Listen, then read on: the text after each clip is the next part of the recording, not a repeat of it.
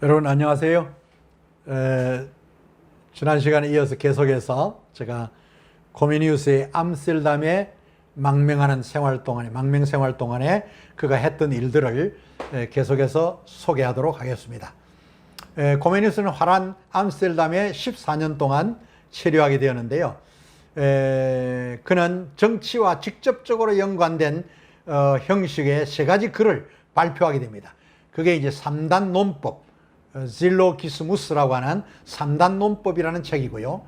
그 다음에 독일을 향한 마지막 나팔, 그리고 세 번째는 평화의 천사, 앙겔루스 파키스라고 하는 이 작은 책자의 세 권의 책자를 출판하게 됩니다. 코미니우스는 여기서 상당한 정치력을 발휘하는 인물로 이제는 활동하기 시작합니다.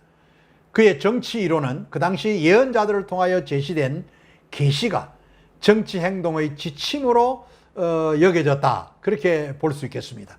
여기 예언자들이라는 말은 뭐냐니까, 코미니우스의 주위에는 그 시대를 예언하는 사람들이 굉장히 많았습니다. 적어도 대표적으로 세 분이 있었습니다. 그런데 그 예언자들의 이야기에 코미니우스가 굉장히 심취했습니다. 왜 심취했냐니까, 이 30년 종교전쟁으로 인해서 종교의 박해를 받고 결국은 고국에 살지 못하고 이제 망명 생활에 처해 있다 보니까 언제 고국으로 돌아갈 것인지, 이 전쟁이 누가 어느 편이 승리하게 될 것인지에 대한 관심이 굉장히 많았어요. 이제 그러한 전쟁에 관한 예언들을 코미니우스의 주변에 있던 이 예언하는 인물들이 늘 코미니우스의 그러한 이야기를 들려주었습니다. 그래서 코미니우스는 그 이야기를 하나님의 신적인 계시처럼 믿지는 않았지만, 정말 앞으로 이 형제연합교회가 어떻게 생존하고 이 정치적인 와중에서 행동해야 될 것인지, 거기에 정치적 행동이 필요하다는 것을 생각하고 활동하지 않았느냐, 이렇게 보는 관점인 것입니다. 물론 후에 예언자들의 소리에 너무 귀를 기울이다가 그는 뭐랄까, 그 예언이 이루어지지 않아서 망신을 당하는 그런 어려움도 겪기도 했습니다. 그러나 코미니우스는 그 참다운 예언과 거짓 예언이라는 책을 만들어내 가지고 결국은 그의 입장을 변호했습니다. 그는 성경의 계시가 완전히 하나님의 온전한 인류 구원의 계시고, 그가 이러한 예언하는 자들의 이야기에 심취했던 것은 바로 자기의 그 형제연합교회의 정치적 어려움에 관한 지혜를 얻기 위한 하나의 방편이었다는 것을 고백하고, 그는 결코 그 예언을 하나님의 계시보다 더 우월한 것으로 믿지 않는다는 분명한 입장을 발표해 놓기도 했습니다. 그리고 이제 코미니우스는 인간이 행동하는 그 원천은 근본적으로 이성이라 그렇게 보고, 믿는 것과 생각하는 것, 행동하는 것, 이것이 서로 일치되어야 하는 그런 일치점을 강조하는 그런 입장에 서 있기도 했다, 그렇게 알려져 있기도 합니다. 그리고 이제 코미니우스는 1667년에 출판한 평화의 천사라는 글을 발표하게 되는데, 굉장히 소책자, 작은 소책자입니다. 이것은 정치가들을 향한 화해와 평화를 호소하는 유명한 글로 알려져 있습니다. 그때 마침 화란과 영국은, 네덜란드와 영국은 1664년에서 1667년 사이에 그 도버 해협을 놓고 서로 전쟁을 했습니다. 그래서 이 전쟁을 하다가 마지막에 지쳐가지고 브레다라고 하는 도시에서 양국의 그 평화 사절단들이 모여서 우리가 평화하자 하는 회의를 개최하게 됐습니다. 그때에 코미니우스는 자청해서 화란 대표로 평화 사절단에 참여하게 됩니다.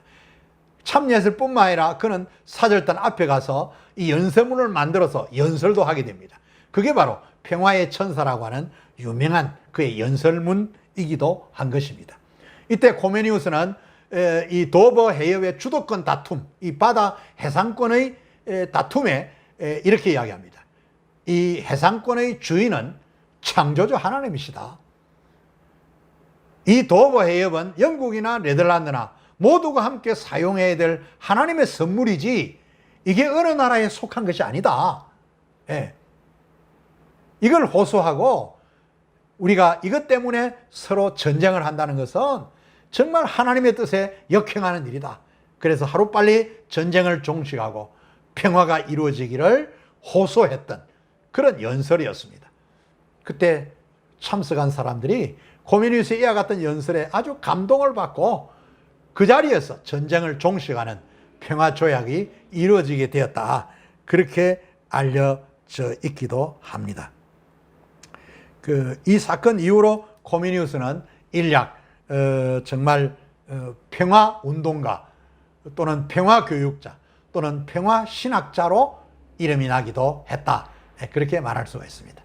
그리고 이제 고메니우스는 1668년에 꼭 필요한 한 가지, 라틴 말로 운움 네케사리움이라고 하는 소책자를 저술하게 됩니다. 이 책은 그의 인생의 회고록이다. 그렇게 알려져 있는데요.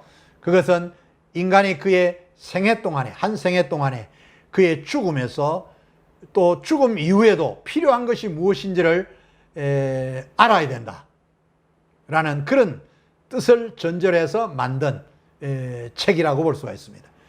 인간이 이 땅에 사는 날 동안에도 꼭 필요하고 죽음 이후에 영생하는 데도 꼭 필요한 그걸 말하기 위한 책이었다. 그렇게 설명할 수가 있겠습니다. 이 책은 결국은 행복한 삶의 구원이 아직 실현되지 않은 이유는 인간이 세상의 미로에서 탈출구를 아직도 찾지 못했기 때문이다. 라는 것을 전제하여 그는 세상의 무질서와 모든 혼란은 인간이 꼭 필요한 한 가지를 발견하지 못해서 그렇게 된 것이고 꼭 필요한 것과 필요하지 않은 것을 구분하지 못한 데에 문제의 원인이 있다 하는 것을 지적하면서 결국은 그는 꼭 필요한 것은 간과하고 오히려 인간은 불필요한 것들에 끊임없이 몰두하고 있고 그것들에 휩쓸리는 것이 인간의 문제다. 그렇게 지적을 하게 되었습니다.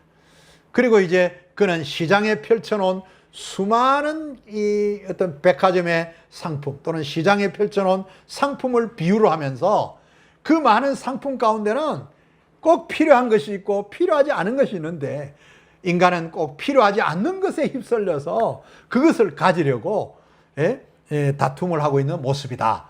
뭐 이런 비유의 이야기도 이 책에 나오고 있습니다. 그 다음에 이제 꼭 필요한 한 가지는 무엇이냐? 고메니우스는 이렇게 말합니다.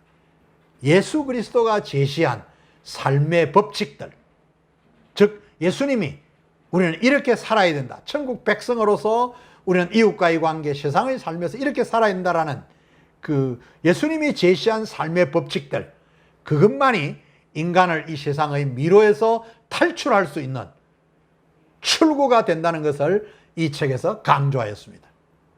그래서 인간은 거기서 자신을 알고 자신을 다스리며 자신의 삶을 누리는 법을 배워야 할 것을 권고해 주었던 것입니다. 이 책에서 고메니우스는 자신을 인생의 실패자라고 고백하는 장면도 나옵니다. 특히 그가 매우 관심을 가졌던 것은 교회 연합 사역에 실패한 것, 그것을 예로 들었습니다. 그러나 전 세계가 그리스도 안에서 거대한 형제들의 연합을 이루게 된다면 분명히 세계의 개혁은 하나님이 원하시는 열매를 거두게 될 것으로 그는 확신했습니다. 물론 고메니우스가 이야기하는 형제들의 연합이라고 하는 것은 오늘 우리 교회론에서 보면 가시적인 교회와 불가시적인 교회로 설명이 되는데 이 불가시적인 교회를 전제하여 한 말이다. 그렇게 보는 것입니다. 그러나 고메니우스는 물론 불가시적인 교회와 가시적인 교회가 서로 연관되어 있다는 것도 그는 잊지 않았습니다. 고메니우스는 마지막에 물론 이 책 앞 표지에도 이 성경 구절을 명시해 놓고 있는데요. 누가복음 10장 38절에서 42절에 나오는 두 인물 마르다와 마리아를 거론하면서 자신은 마르다의 삶을 살았음을 반성하고 이제는 마리아의 삶을 그리워한다는 사실을 고백해 놓고 있기도 한 것입니다. 이 성경 본문은 책 첫 페이지에다가 호세아 4장 6절 말씀과 함께 명시해 놓았습니다.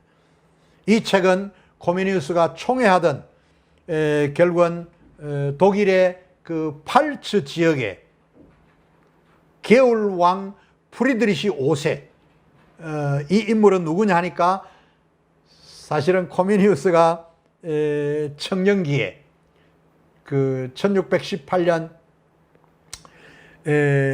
그 보헤미아가 프로테스탄트의 세력의 국민의 약 90%에 달하고 있을 때에 프로테스탄트의 제후들이 반기를 들고 가톨릭의 황제를 쫓아내고 프로테스탄트가 다스리는 왕으로 삼으려고 했습니다.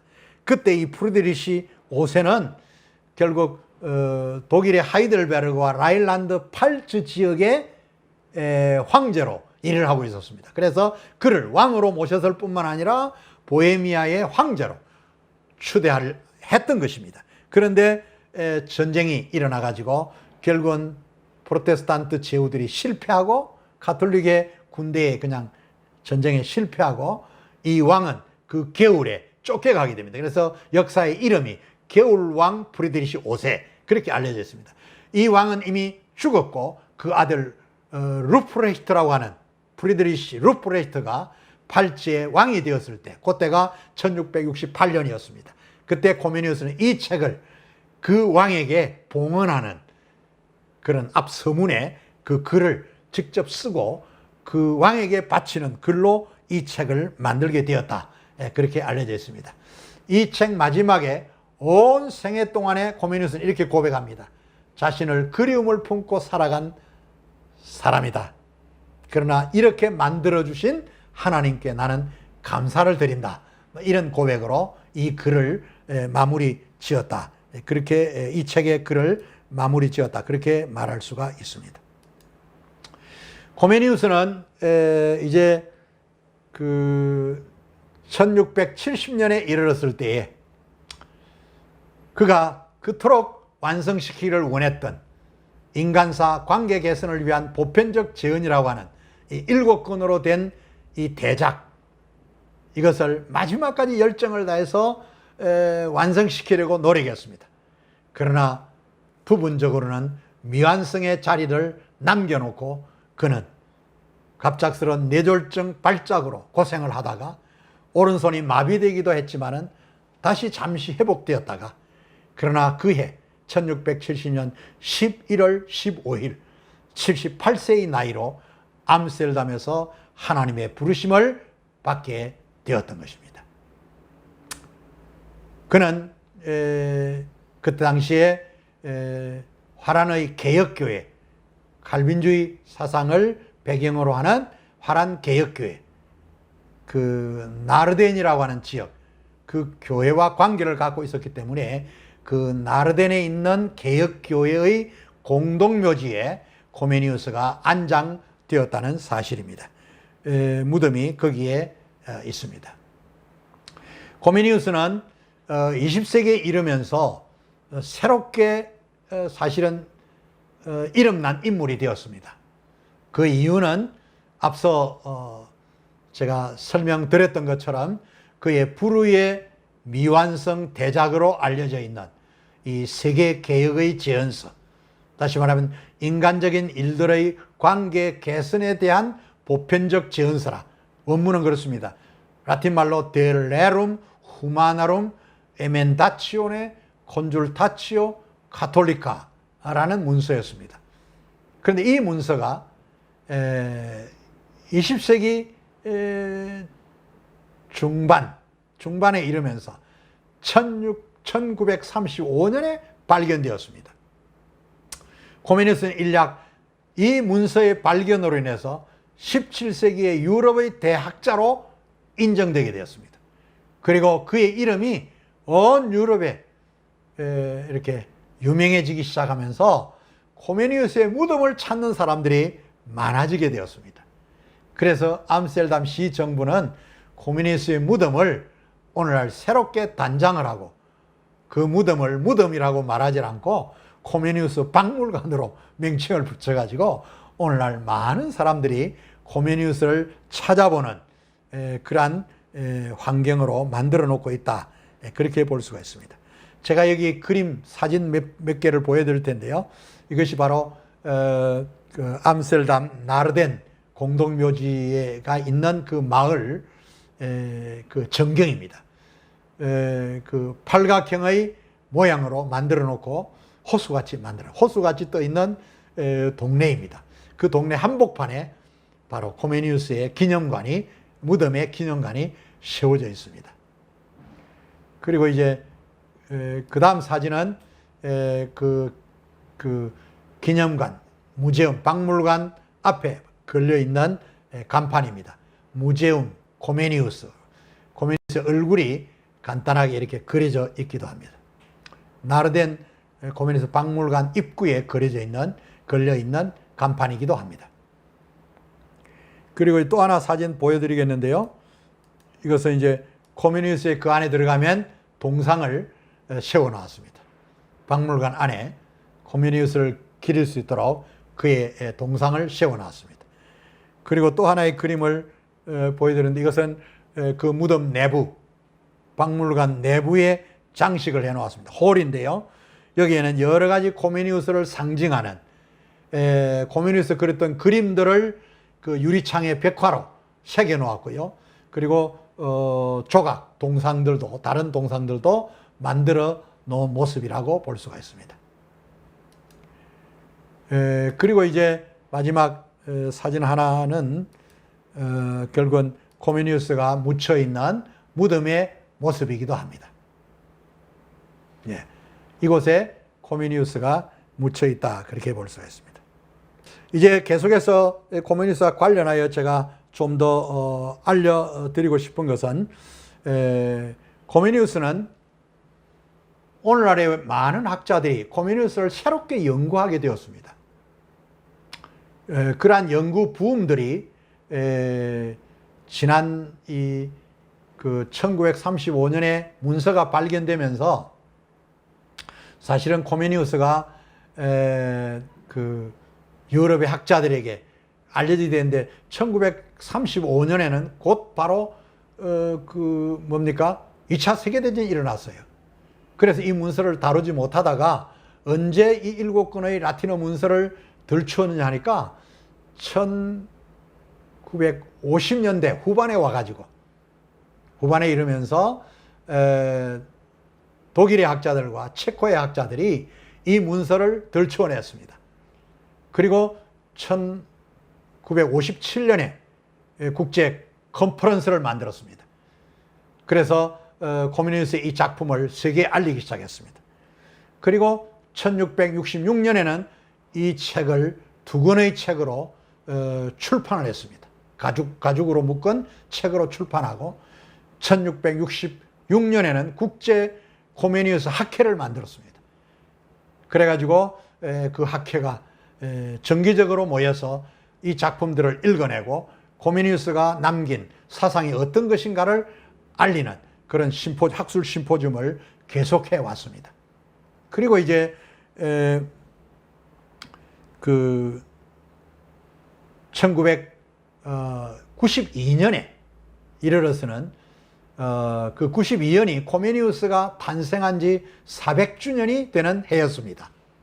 그런데 그 해가 하필이면 체코가 그동안 소련 공산주의 체제하에 놓여 있는 나라였습니다. 그러다가 소련 공산주의 체제가 무너지면서 동유럽의 여러 공산주의 나라들이 다 자유화될 때에, 바로 1992년에 체코가 자유의 나라로 새롭게 탄생되게 되었습니다. 그 해와 코메니우스의 400주년 탄생과 맞물렸습니다. 그래서 프라하에서는 체코의 학자들과 독일의 학자들이 모여서 코메니우스의 학술 컨퍼런스를 열게 되었고, 그때 많은 코메니우스의 학문을 연구한 학자들의 논문들이 발표되고 또 책자들이 발표되어서 코메니우스를 사실 그 나라의 제2의 국부라고 말할 정도로 높이는 그러한 행사들이 있었습니다. 사실 코메니우스는 그가 살아있을 당시에도 교육학자로 이름나 있었지만은, 이제 20세기 후반에 와서는 코메니우스는 완전히 신학자로서 그의 업적이 새롭게 발견되었고 그는 유럽의 17세기의 교육학자요, 철학자요, 또 신학자였다고 하는 그러한 학자의 레벨에 세워주는 그런 역사가 일어나게 되었다. 그렇게 볼 수가 있습니다. 여기서 하나 더 제가 이제 설명을 더 드리고 싶은 것은 코메니우스는 오늘날 학자들이 연구해 온 그 연구 논문 가운데서 알려진 것이 뭐냐니까 코메니우스는 유럽의 경건주의 운동에 크게 기여한 인물이었다라고 하는 해석입니다. 먼저 누구에게 그 기여가 되었느냐라고 말하면 그것은 바로 독일의 루터파의 경건주의 운동의 주인공으로 등장한 사람이 바로 17세기 후반 코메니우스가 1670년에 죽었는데 1672년부터 활동을 시작한 스페너라고 하는 신학자가 있었습니다. 그는 루터파에 속한 목사였고 그는 유럽의 소위 루터파 교회를 중심으로 하는 소위 경건주의 운동을 일으켰던 대표적인 인물이다. 그렇게 알려져 있습니다. 그는 코메니우스에게서 영향을 받았다는 거예요.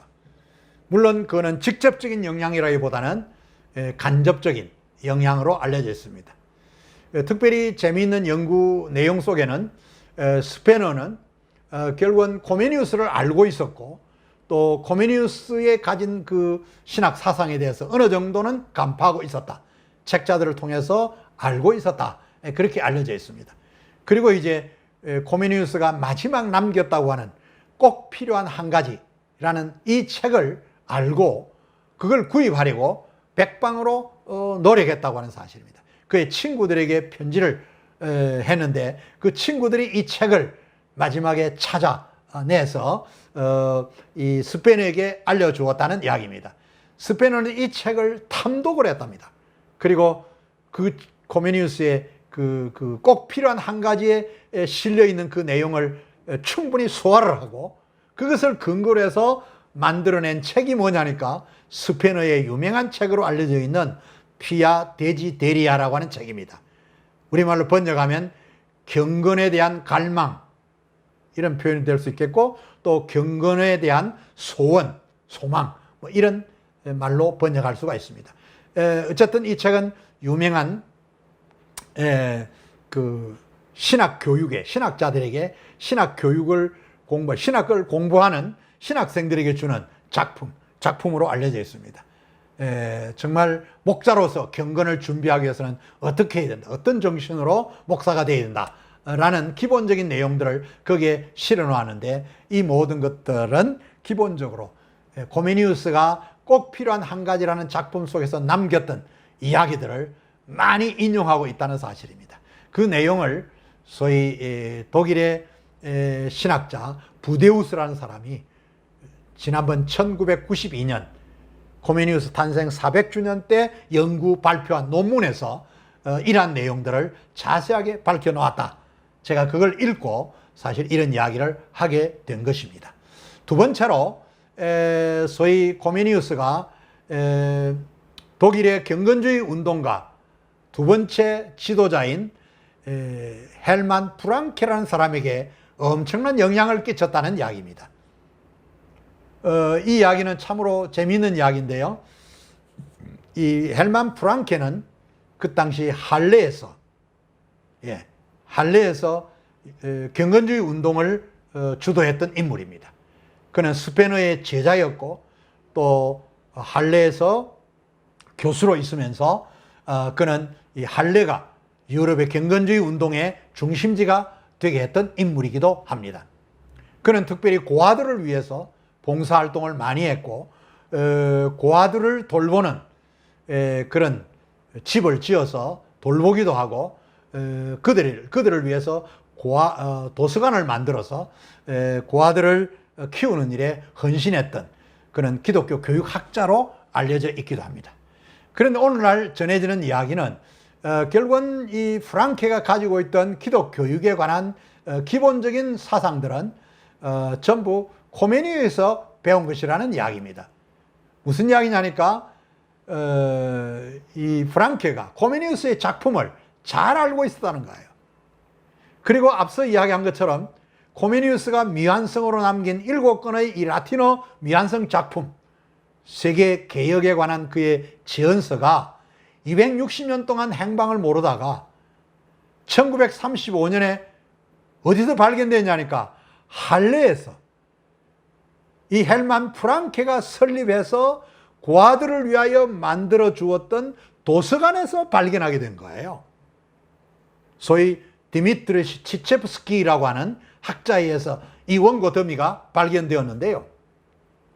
프랑케는 이 코메니우스의 대작을 통해서 공부를 했다는 거죠. 코메니우스가 이야기하는 그 교육에 관한 부분을 그는 이 문서를 통해서 환히 꿰고 있었고, 또 프랑케는 이 대작을 소화해 가지고 그것을 근거로 자신의 교육의 사상으로 이렇게 발표하게 되었다는 것이죠. 그리고 유감스럽게도 스페너나 프랑케가 코메니우스의 이 작품을 자기들 것으로 이용은 하면서도 이게 코메니우스 것이다 라는 이름을 밝혀주지 않았다는 사실입니다. 오늘날 연구한 학자들에 의해서 결국은 이러한 내용들이 지적이 되고 있다, 그렇게 설명할 수 있습니다. 그럼 여기서 우리는 또 하나 질문을 가져볼 수 있습니다. 어떻게 코메니우스의 작품이 이 암스테르담의 할레까지, 이 프랑케의 손에까지 옮겨지게 되었느냐? 예.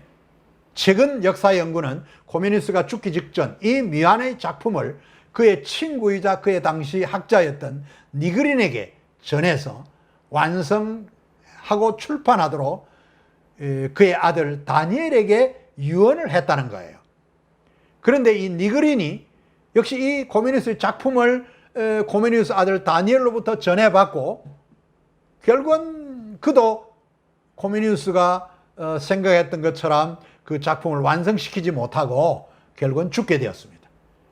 그리고 또 이 니그린은 그의 옆에 있었던 도케미우스라고 하는 사람과 코메니우스의 사위의 아들인 다니엘 야블론스키라는 사람에 의해서 이 프랑케와 또 부데우스에게 이 원고가 넘겨졌다는 거예요.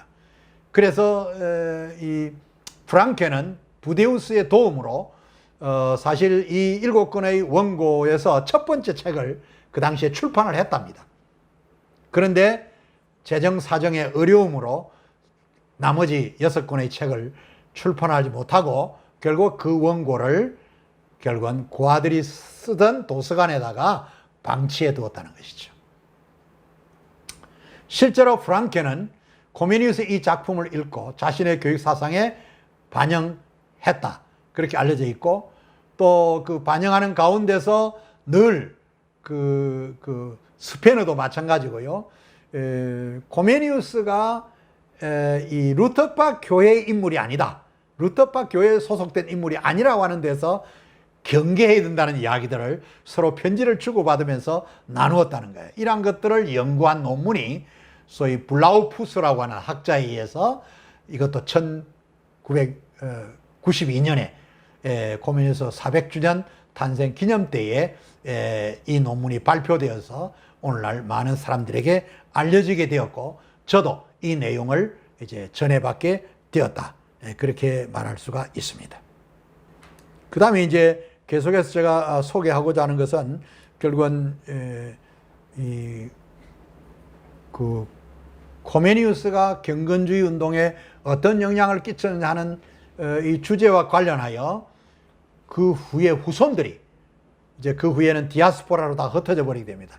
그때에 그들이 세 번째 경건주의 운동가인 진젠도르프와의 만남 속에서 유럽의 새로운 경건주의 운동이 일어나는데 크게 기여하는 역사를 우리가 살펴볼 수가 있습니다. 이것은 다음 시간에 여러분들에게 설명해 드리도록 하겠습니다. 오늘 여기까지 하겠습니다. 감사합니다.